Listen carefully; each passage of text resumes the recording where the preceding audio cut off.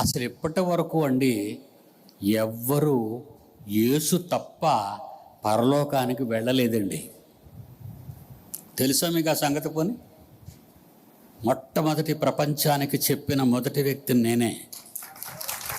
క్రీస్తు ప్రభువారి నామంలో అందరికీ వందనములు. నేను ఈ వీడియో చేయడానికి ముఖ్య ఉద్దేశం ఏంటంటే, పిడి సుందరరావు గారు ఒక వీడియోలో క్రీస్తు ప్రభువారు పరలోకానికి వెళ్తారని ప్రపంచానికి నేనే ముందు చెప్పాను, ఇంకెవరూ చెప్పలేదని ఒక పెద్ద అబద్ధం ఆడాడు. దానికోసం నేను చెప్తున్నాను. అది ఎంత అబద్ధం అంటే, క్రీస్తు ప్రభువారు పరలోకానికి వెళ్తారని అపోస్తులు చెప్పారు ముందు. అపోస్తులు తర్వాత ఎవరు చెప్పలేదు, అపోస్తులు చెప్పారు. ప్రపంచానికి ముందు అన్నాడంటే అపోస్తులకు ముందు పిడి సుందరరావు ఉన్నట్ట. పిడి సుందరరావు చేతనే పత్రికలు రాయించాడు దేవుడు.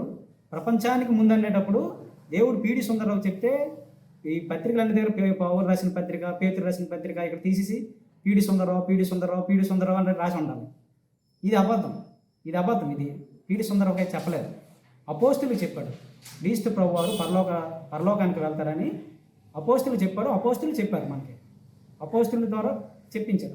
అదే కాబట్టి పిడి సుందరరావు ఒక అబద్ధికుడు. దేవుని సత్యం తెలియదు, రక్షణ లేదు. నెక్స్ట్ ఇతనికి ఒక అబద్ధికుడు, ఏమి తెలియదు, అస్సలు తెలియదు. ఒక గర్విష్టి కూడా ఉన్నాం. సత్యం తెలియదు, సత్యం చెప్తే ఒప్పుకోడు, నాకు తెలిసిందే సత్యం అని అంటాడు. కాబట్టి ఇలాంటి అబద్ధ బోధకులు వినకండి. ఎందుకంటే ఇతను దేవుని రాజ్యం ఇతనికి లేదు. ఇతను పరలోక రాజ్యానికి వెళ్తాడనేసి వెళ్ళడు. ఎందుకంటే ఇతను దేవుని చెప్పిన సంఘంలోనే లేడు. కాబట్టి ఇతను లేడు.